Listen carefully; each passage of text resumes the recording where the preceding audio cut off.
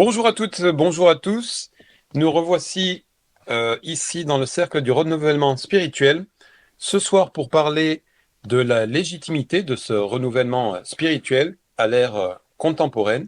C'est Luc qui va nous faire cette présentation aujourd'hui et on va commencer par un petit tour de parole pour que vous sachiez bien qui est présent ici aujourd'hui, parce que nous sommes trois, mais vous voyez que deux personnes. Donc il y a moi. Luc, si tu veux dire un mot, et après Eberhard en dira aussi un. Bonsoir à tous, à toutes. Merci Guillaume.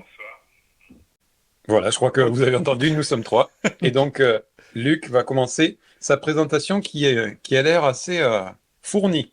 oui, absolument. C'est une longue présentation. J'espère que les spectateurs et que mes collègues trouveront de l'intérêt, autant d'intérêt que j'ai eu à la faire. Le thème d'aujourd'hui, c'est quelle légitimité contemporaine pour un renouvellement spirituel qui s'inscrit en fait dans le cycle. Nous avons deux cycles au cercle du renouvellement spirituel. Ce cycle-là, c'est celui quelle spiritualité pour aujourd'hui. Donc, se pose la question, quelle est la légitimité à renouveler le spirituel dans le monde tel qu'il est rendu aujourd'hui. Plus précisément, y a-t-il un ou plusieurs besoins pour le présent, des nécessités nouvelles comme émergeant d'un contexte inédit. Pour répondre à ce questionnement, au sujet de la légitimité d'un renouvellement spirituel, il conviendra en premier lieu de s'interroger sur son essence, puis d'examiner si un besoin de spiritualité s'exprime de manière particulière de nos jours, d'analyser aussi les origines de ce besoin et les voies empruntées pour le satisfaire. Dès lors, dans la mesure où, au moins partiellement, mais significativement, l'origine d'une soif de spiritualité était nouvelle et les manières existantes d'y répondre n'étaient pas bien adaptées, alors oui, il serait possible d'affirmer, de légitimer la recherche d'un renouvellement spirituel. Commençons donc par l'essence de la spiritualité. L'essence de la spiritualité, c'est la recherche de sens, le pourquoi. Or, la science ne sait répondre qu'à la question comment. La question du pourquoi est-elle pertinente? À vrai dire, cela importe peu en vérité, car de toute façon, nombre de nous se la posent. Cette interrogation, à défaut d'être le propre de l'homme, en est au moins une caractéristique incontestable.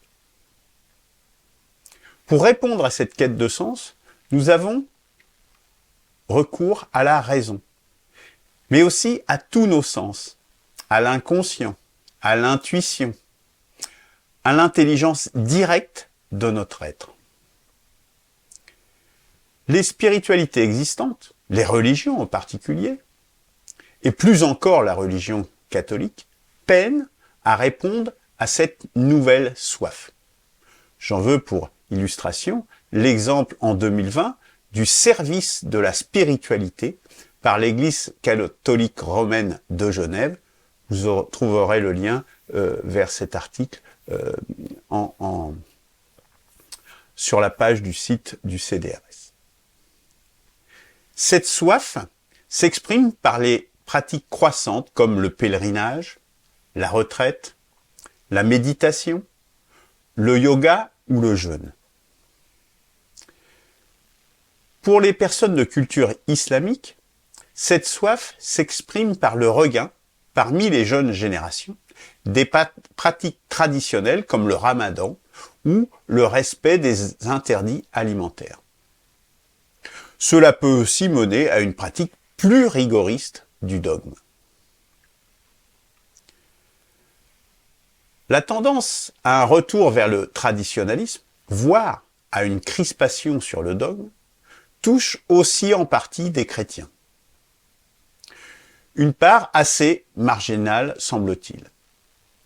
Toutefois, ces tentatives débouchent pour l'heure dans des impasses, tant du côté chrétien, avec l'échec du meilleur d'entre eux, Benoît XVI, l'ayant conduit à démissionner de sa charge de pape, tout comme de l'autre côté de l'islam, par les échecs récurrents des islamistes, GIA fils en Algérie, État islamique ou Al-Qaïda au Moyen-Orient.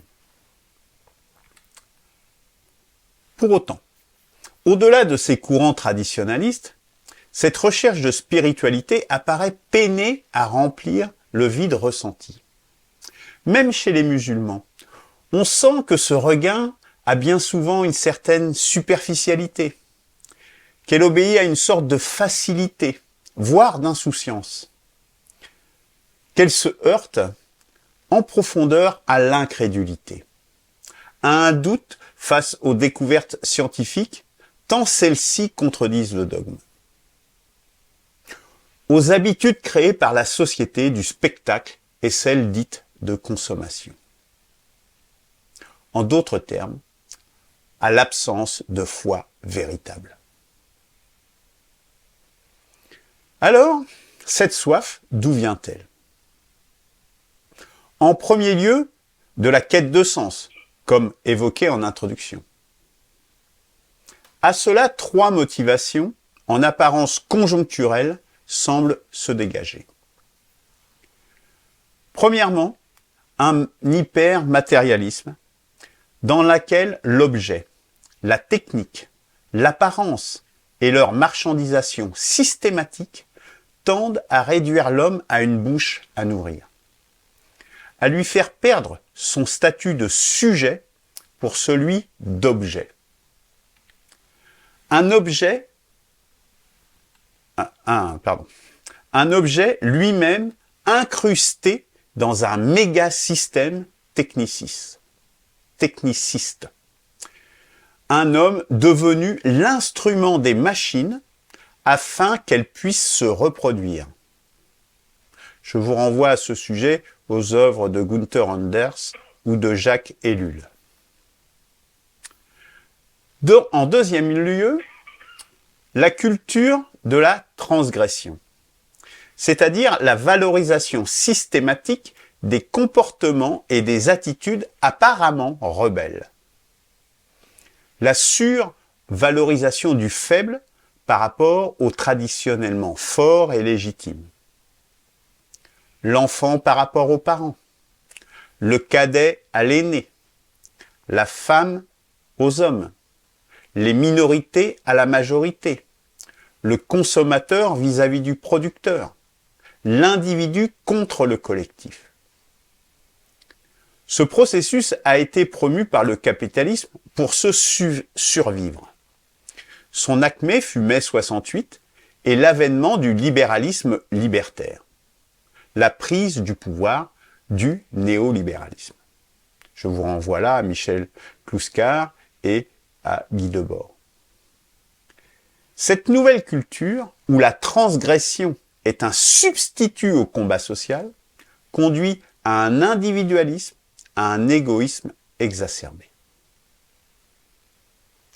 Troisièmement, du système techniciste, évoqué ci-avant, et à la réduction de l'homme à l'ego. Il en résulte une désagrégation de l'individu lui-même, dont l'une des manifestations est le transhumanisme, qui donne l'illusion d'une issue par la fuite en avant dans la même direction.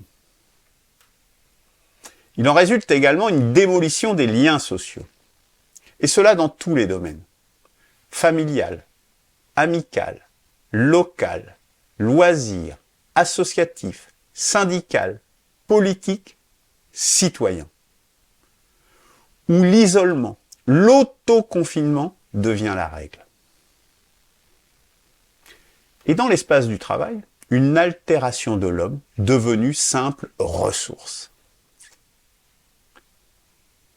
Finalement, du système techniciste, poussé par l'accumulation sans limite du capital, résulte également une détérioration environnementale majeure.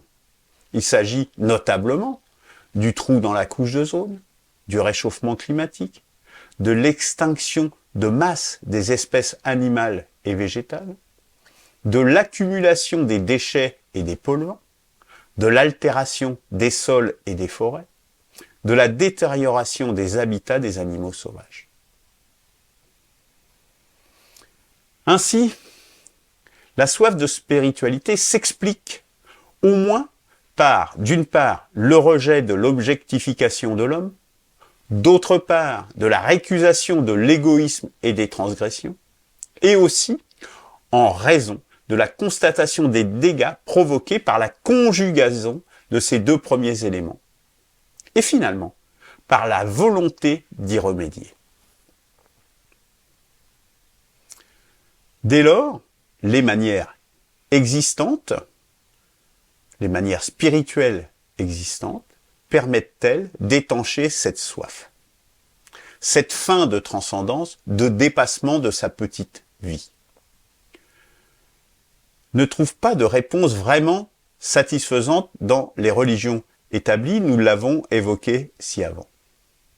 On pourrait même dire que ces religions sont contaminées par les modes transgressives. D'un autre côté, la tentation d'un retour aux sources de ces religions est grande chez certains. Pourtant, n'est-il pas illusoire d'imaginer un grand retour dans le passé?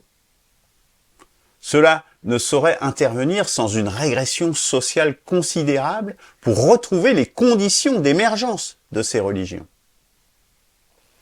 Une barbarie dont l'Inquisition ou les conversions forcées des mécréants ne seraient que des préfigurations.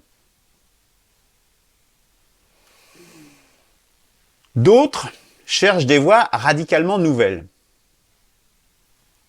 Est-il crédible de vouloir faire table rase, de vouloir tout réinventer? Car au fond, l'homme ne change pas. Il est essentiellement le même que celui habitant dans les cavernes au temps préhistorique. Une option à la mode consiste à se recentrer sur soi, par le soin, par la recherche intérieure, selon le principe que, j'ouvre les guillemets, la réponse se trouve en nous. Sans vouloir d'aucune façon discréditer certaines pratiques comme la méditation. Cela a été montré ci-avant, l'origine de notre soif de spiritualité est principalement exogène, provenant des conditions sociales contemporaines. En aucun cas, une démarche purement personnelle ne peut être en mesure de solutionner un problème d'essence collective. Pire, il est évident qu'il ne saurait y avoir de réponse individuelle à l'amour, à la recherche de transcendance, au sacré et au sacrifice. Plus fondamentalement, ce qui manque aux spiritualités anciennes comme modernes, c'est, pour paraphraser Léo Strauss à propos du nihilisme, de se fonder sur un critère connu et stable, tout en étant en accord avec la raison, qui est une et invariable, ou qui n'est pas, et avec la science. Léo Strauss dans Nihilisme et politique. En conclusion, renouveler la spiritualité est-il légitime? Pour répondre par l'affirmative, il a été posé la condition d'une origine nouvelle à une soif de spiritualité contemporaine. Cette recherche a permis d'identifier 3 sources: la prééminence de l'objet matériel et l'instrumentalisation de l'homme, la culture de la transgression conduisant à l'égoïsme et à la solitude, l'altération des individus et la désagrégation des sociétés et de l'environnement. Ces sources et leur conjugaison sont bel et bien inédites dans l'histoire humaine. Une seconde condition a été posée. à la légitimité d'un renouveau spirituel. L'inadaptation des spiritualités existantes, traditionnelles comme modernes, à répondre aux besoins de sens. Des parcours sur les voies traditionnelles des religions montrent la possibilité d'une satisfaction au moins partielle de ce besoin de spiritualité. Pour autant, il apparaît un déficit, voire une absence de foi véritable. Les deux conditions étant remplies, il est légitime de travailler à un renouvellement spirituel. Toutefois, cette tâche ne saurait être accomplie sans incorporer les enseignements transmis par les spiritualités dont nous avons hérité. C'est-à-dire de satisfaire un besoin vital de l'homme, le passé.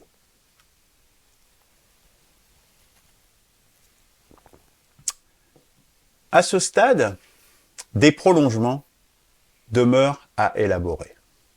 Car voilà pour la démonstration. Pourtant, ce propos sur la légitimité d'un renouvellement spirituel mériterait d'être prolongé selon plusieurs axes. Peut-être nous y attellerons-nous dans d'autres émissions sur la légitimité. Premier axe, celui de l'élévation de l'imaginaire. Car les transgressions ne rendent pas heureux. Et les exemples du mode de vie et de mort de nombreuses vedettes médiatisées, censées faire rêver, ne tracent pas un avenir désirable. L'axe du lien entre les hommes, qu'ils sachent qu'ils fassent partie de la même communauté, qu'ils fassent des choses ensemble, qui cultivent leur humanité, qu'ils puissent exprimer aussi leur sauvagerie interne en la canalisant. Qu'ils célèbrent la joie de vivre et de vivre ensemble, la même chose au même moment. Une joie de vivre pas seulement matérielle, mais qui les transcende. Pour répondre et peut-être mettre fin à une forme de mal-vivre, celle de la vie dans la solitude.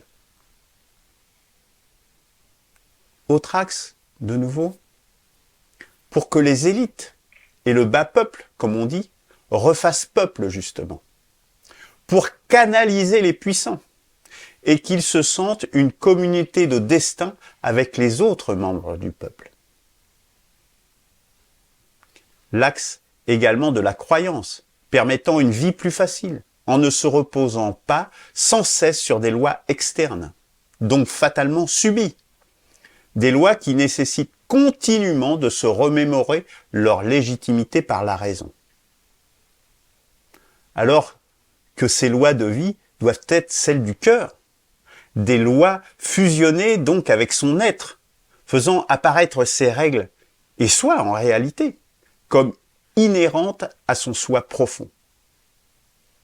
Ceci procure un confort de vie au quotidien, mais aussi une moralité de vie, pourrait-on dire, simple et consentie sans effort. C'est pourquoi ces règles, cette moralité, doit être une éthique, c'est-à-dire des préceptes qui correspondent le plus possible aux lois naturelles, à l'homme tel qu'il est fondamentalement. Oui, ceci est légitime pour répondre à la crise du mal-vivre, du mal-être que beaucoup ressentent. C'est légitime car, je le constate, les gens ont besoin de croire. Sans doute pour les raisons qui viennent d'être énoncées ci-dessus, pour que la vie au quotidien soit plus facile à vivre, pour la remplir le plus possible d'amour, chose complètement écrasée, niée aujourd'hui, par le matérialisme, par le cynisme, par le désabusement, par la consommation, par l'individualisme. Remplir d'amour, cela veut dire constater aussi son extinction. Ne pas la refuser, mais au contraire créer des réceptacles qui puissent pour qu'ils puissent reprendre et perdurer. Ou sinon, s'interrompre le plus harmonieusement possible. Est-il raisonnable de toujours parier sur un amour infaillible aujourd'hui, alors que l'expérience de vie dépasse les 70 ans? Les spiritualités actuelles, par leur permanence des liens du mariage, ignorent tant cette revitalisation de l'amour, ou bien au contraire, son interruption. Elles sont simplement devenues anachroniques. Voilà, messieurs, pour ce long exposé qui, j'espère, vous aura malgré tout permis de suivre tout le raisonnement et toutes les choses. C'est assez riche, je crois, de ce que j'ai pu coucher sur cette question de la légitimité d'un renouvellement spirituel aujourd'hui. Je vous laisse donc la parole. Merci beaucoup, Luc, pour cette présentation très riche et très intéressante dans ce qu'elle souligne. Et je souhaiterais d'abord, si Eberhard est d'accord, qu'il commence pour avoir un peu aussi son point de vue avant de dire un peu les choses que j'ai relevées. Eberhard, si tu veux bien. Oui, tout à fait. Merci Guillaume et merci à Luc d'avoir fait une belle présentation qui, dans toute sa première partie, je la suis bien et tout. Et même, je pourrais rajouter un autre terme de Günter Anders, c'est d'avoir notre société industrielle et médiatique, puisqu'il parlait justement de l'introduction de la télévision dans une société. Donc on n'est que en 1956, il parlait de la fabrication d'ermites de masse. Je ne sais pas si Luc avait déjà entendu parler de cette expression, mais voilà un peu dans l'esprit même de ce que pensait déjà notre Günter Anders, qui avait bien compris le problème. Maintenant, la deuxième partie, qui est très, disons, positive et très, disons, on pourrait dire presque positiviste de la religion. J'ai du mal à... Alors, je suis d'accord tout simplement avec Luc pour bien dire qu'effectivement, il y a un besoin de renouvellement spirituel, là je suis complètement d'accord, mais la mécanique qui produira ce renouvellement spirituel se produira pas par un souhait de, comme on disait, de communauté, de recherche de communauté de destin, de relations positives, de besoin d'amour et tout. Enfin, besoin d'amour, il y aura, c'est sûr, mais il faudra passer par, comme le disait, et ça c'est parce que j'ai lu et ça me paraît le plus convaincant, ce que disait René Girard, c'est par la crise sacrificielle. Voilà. Donc, pour le taquiner un petit peu, je pense que on va d'abord passer par une situation de crise sacrificielle. Je pense que toutes les religions sont passées plus ou moins par des crises sacrificielles pour que se dessine une nouvelle religion. C'est-à-dire qu'il faut vraiment que la violence soit décuplée. Malheureusement, je ne le souhaite pas, mais c'est comme disait déjà je pense que c'est Échille, oui, dans Agamemnon, par la souffrance, la connaissance. Et la connaissance spirituelle passera par d'abord une crise sacrificielle, ça veut dire qu'on est dans une situation de déstabilisation. Là, les fondements seront catastrophiques, je veux dire, il faut passer par la barbarie, en quelque sorte, pour arriver à ce que les gens se disent, au lieu de chercher développer son ego, parce qu'on pourrait très bien dire, les gens souhaitent bien du lien social et autres, mais ils veulent surtout pas perdre le confort et la protection, etc. Et ils sont prêts même à sacrifier des points et des points et des points d'appauvrissement progressivement pendant des décennies. Vous connaissez bien la problématique de la grenouille que l'on plonge dans l'eau tiède mais qui se réchauffe doucement et qui après n'aura plus la force pour en sauter, ou la grenouille que l'on plonge dans un bain bouillant et qui aura l'énergie de sortir du bain bouillant.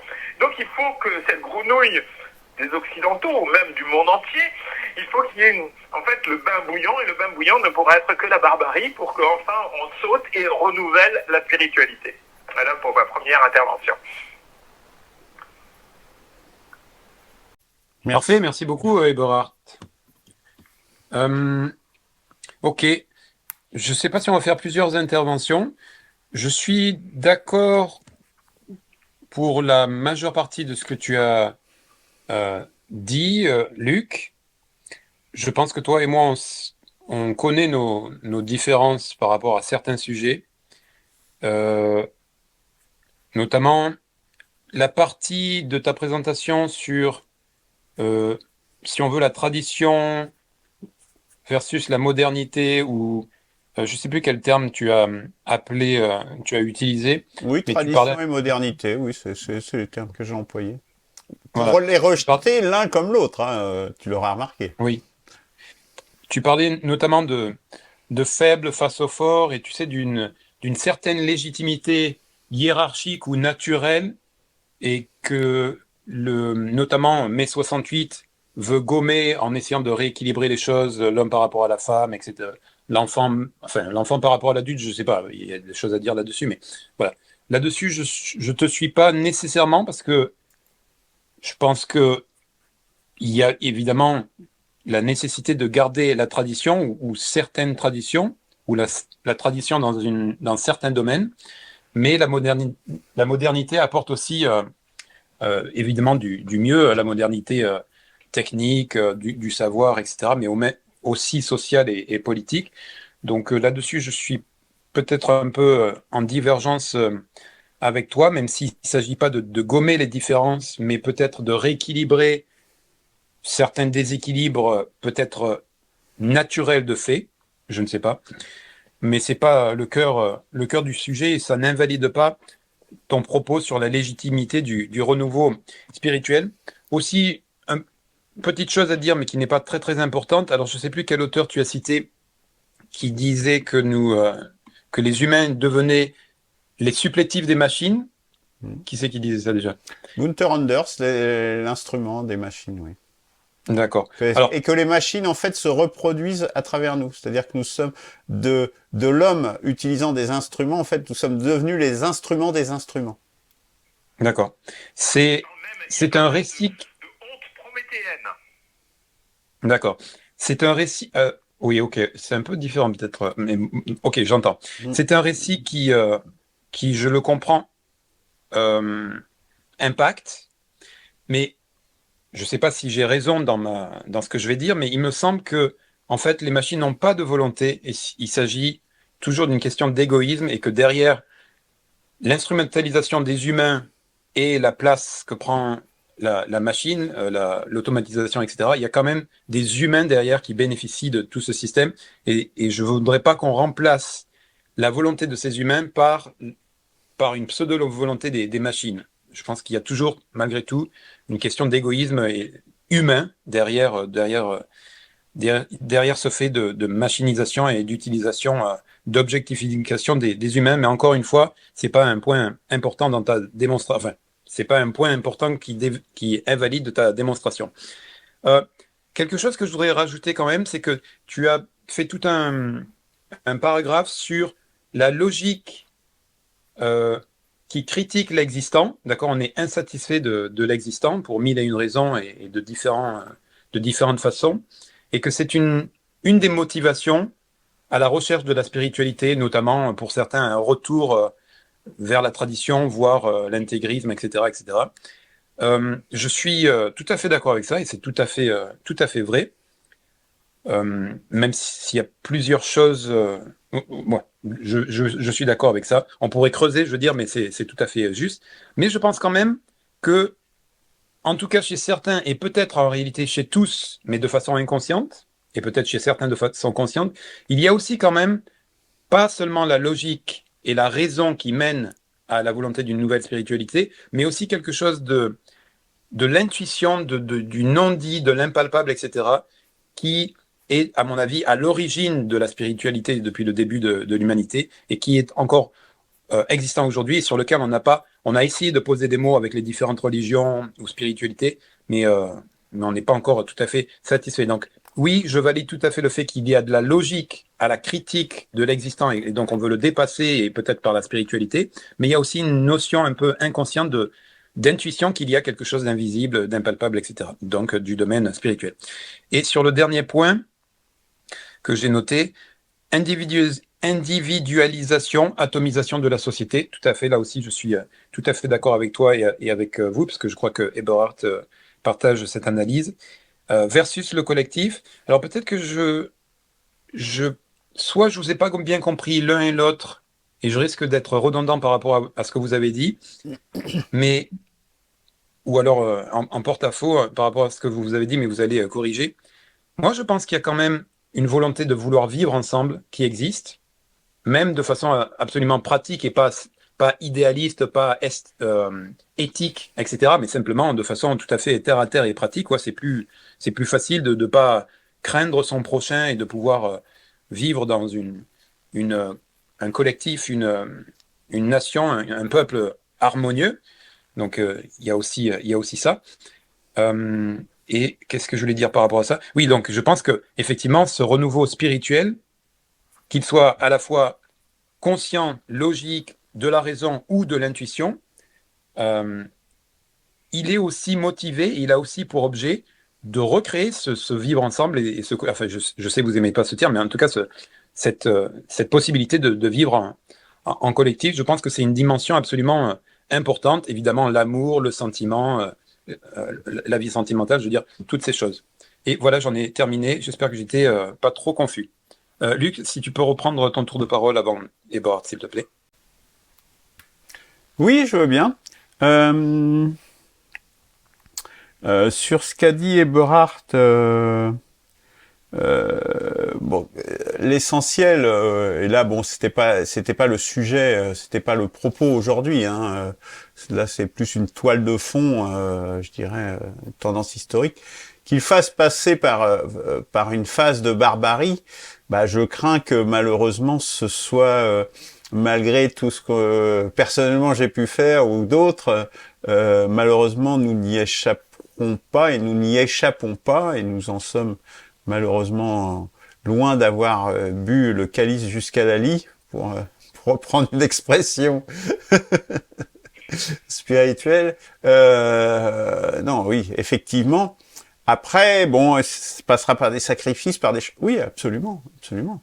Les gens aujourd'hui qui font la guerre en Ukraine, qui se battent pour éviter cette propagation de l'hégémon américain, se sacrifient aujourd'hui, ils meurent, ils se sacrifient aujourd'hui pour ça. Il faut les respecter, ces soldats, ces militaires, et tous les gens qui œuvrent à ça, et tous ceux qui y travaillent. Effectivement, le sacrifice passe par là, il faut être prêt à ça. Personnellement, pour mon engagement, je le sais depuis le départ que là, il y a une dimension complètement sacrificielle dans notre démarche, et elle est, moi, je l'accepte pleinement. Donc voilà, donc effectivement, il faudra sans doute passer par là. Pour ce que dit Guillaume, oui, sur les transgressions, oui, je vois bien les réticences. Pourtant, bah, je t'invite à lire Michel Clouscar et toute cette démarche, en définitive.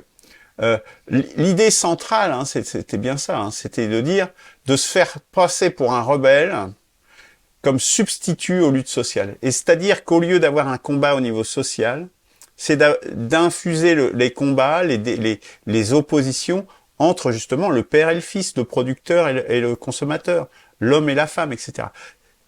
Ça n'enlève rien au fait que les sociétés évoluent et qu'elles doivent évoluer. Puisque notamment, bah, j'ai cité l'exemple de l'augmentation de l'espérance de vie, qui rend fatalement une sentimentalité, qui la modifie fatalement. Hein. Lorsque tu as une expérience de vie de 30 ans, il est évident que se marier de façon sans limite temporelle, ça va de soi, je dirais. Aujourd'hui, c'est beaucoup moins évident. Donc il y a des évolutions. Mais les transgressions, la transgression par exemple du consommateur, ce qui était recherché aussi, la mise en avant du consommateur par rapport au producteur, c'était aussi un moyen pour opprimer et contenir les revendications des producteurs, des travailleurs, parce que nous sommes à la fois consommateurs et producteurs, mais la production, jusqu'à nos jours, tout du moins, c'était ce qui était premier dans la société. Et c'est mai 68 qui a fait cette rupture, je dirais, qui a été le point d'acmé de rupture, justement, de la mise en avant du producteur, qui était avant-première par rapport au consommateur.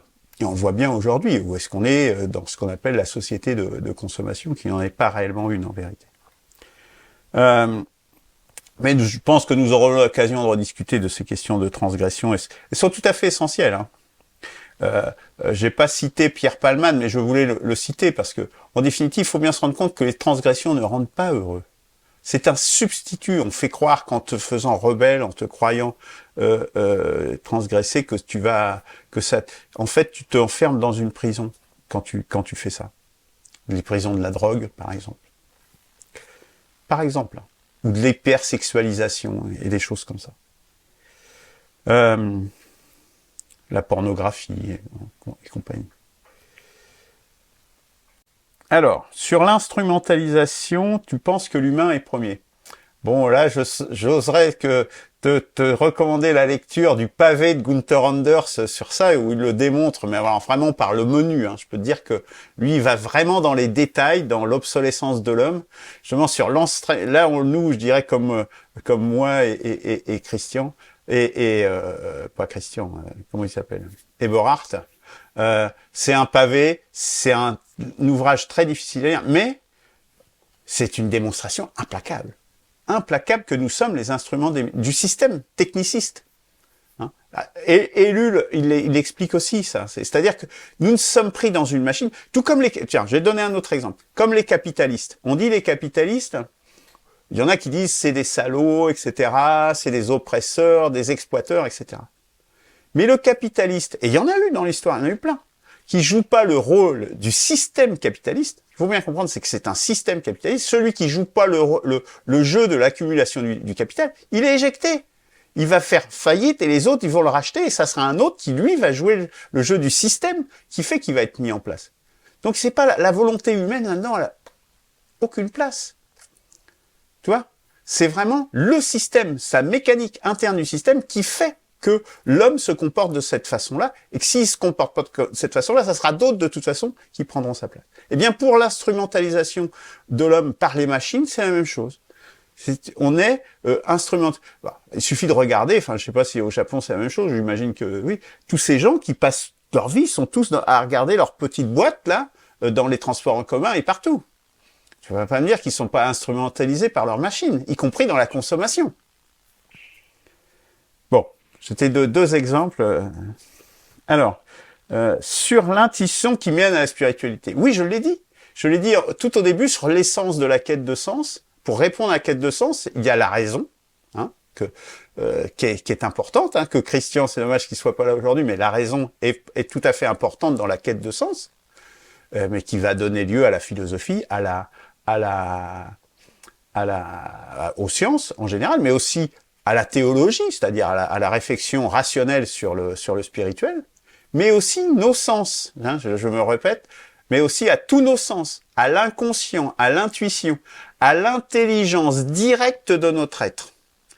Alors j'ai pas trouvé d'exemple malheureusement, mais ça c'est extrêmement puissant comme l'intelligence directe de notre être, c'est-à-dire on le comprend sans même savoir d'où ça vient, quoi. Hein, sans il n'y a aucun recours à la raison. Donc ça, oui, j'en ai parlé, je suis d'accord avec toi. Sur l'histoire du vivre ensemble, je terminerai là-dessus. Sur l'histoire du vivre ensemble, je dirais que ce qui se passe, c'est qu'aujourd'hui, moi, je me suis fait l'avocat aujourd'hui, c'est le vrai vivre ensemble, justement. Or qu'aujourd'hui, quand on parle de vivre ensemble, on parle je crois que c'est Zemmour qui dit ça, hein, Éric Zemmour, hein, qui dit ça. On n'est pas dans le vivre ensemble, on est dans le à côté, voire dans le face à face. Et ce qu'ils appellent aujourd'hui le vivre ensemble, c'est pas du tout le vrai vivre ensemble, en définitive. Eberhard, peut-être? Ouais. Oui, mais tout ça, je comprends et je te suis tout à fait, hein, c'est absolument ça. Moi, ma préoccupation numéro un, depuis toujours, et pratiquement depuis 20 ans, depuis mon divorce, et même peut-être même, oui, surtout depuis que je me suis investi sur le plan politique, parce que il faut bien voir que c'est d'abord sur le plan politique que je me suis fixé, puis j'ai travaillé sur l'histoire, la géographie, la philosophie, pour finir à la spiritualité. Et en fait, la spiritualité, c'est quoi? C'est vraiment... c'est vraiment, et ça, si on suit aussi bien Simone Veil que René Girard, c'est un problème anthropologique. Donc, c'est de la science. c'est pas juste des petites histoirettes, mais des historiettes. C'est pourquoi ces histoires ont été créées.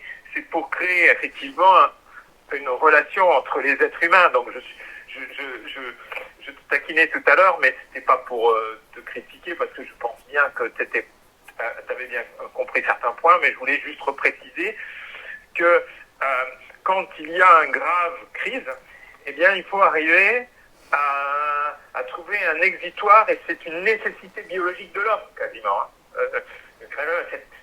Cette besoin de spiritualité est quasiment une nécessité biologique, parce que sinon il se trouverait vidé. Par contre, on a tout un appareil techno-médiatico qui essaye de faire annihiler les sentiments de l'homme, effectivement de le transformer en machine. Et là, effectivement, il faudrait avoir lu en fait la démonstration de Günther Anders, effectivement, c'est pas inverser en fait le rôle. Il dit pas il est contre la technique, mais Anders il dit l'appareil techno-médiatique, c'était pas encore tout à fait son époque puisqu'on est en 56, eh bien et arrive à créer ces désirs. Et des désirs de quoi? Des désirs de technique pour faire oublier l'homme en lui-même. Et tout ça, c'est pour nier, en quelque sorte, notre côté global, qui, avant la société industrielle et avant la société médiatique, ne pouvait pas être contrôlé d'une manière aussi puissante. Et c'est pour ça que des idées nouvelles, c'est pour ça que jusqu'au 19e siècle, des mouvements religieux ont pu apparaître, et qui existent encore, je parle des témoins de Jéhovah et autres. C'est parce qu'en fait, là, à l'époque encore, le capitalisme n'était pas encore en mesure de contrôler l'esprit des gens. Et aujourd'hui, l'esprit des gens est tellement bien contrôlé et canalisé, surtout canalisé pour ne pas se poser des questions existentielles. Et enfin, ils essaient de nous perdre dans des futilités les unes comme les autres. Et s'il veut dire que, j'imagine que Luc n'était pas contre l'égalité des hommes et des femmes, c'est pas ce qu'il voulait dire, c'est qu'en fait, c'est effectivement ce que montre Puskar, c'est qu'en fait, en essayant de faire des luttes spécifiques et communautaristes, on essaye de faire oublier l'essentiel de l'homme, pas seulement social, ni seulement économique, mais plus élevé, vers quoi l'homme tend, puisqu'il y a un progrès depuis surtout la religion chrétienne. Il y a un esprit de progrès qui s'est développé, et l'homme a cette volonté, même qui existait avant, mais c'était un esprit spirituel de progrès qui, chez Jésus, a fait apparaître le reste. Avant, il y avait déjà des progrès techniques, mais ils étaient au niveau technique et économique. Enfin, si on veut préparer ce renouvellement spirituel, c'est là que je viens dans la proposition, il faut tout simplement, être sur l'espace public et rencontrer des maximum de gens pour les écouter surtout, pour voir quelles sont leurs souffrances, pour les encourager à réfléchir. Parce que comme ils sont, alors, soit ils sont en couple, soit ils sont tout seuls avec leurs gamins, etc. Ils vivent que pour le jour pour survivre, parce qu'effectivement le système les ponctionne de plus en plus, et ils n'ont même plus la possibilité de réfléchir à des éléments qui dépassent leur esprit, quoi, qui dépassent qui dépassent leurs besoins naturels, matériels.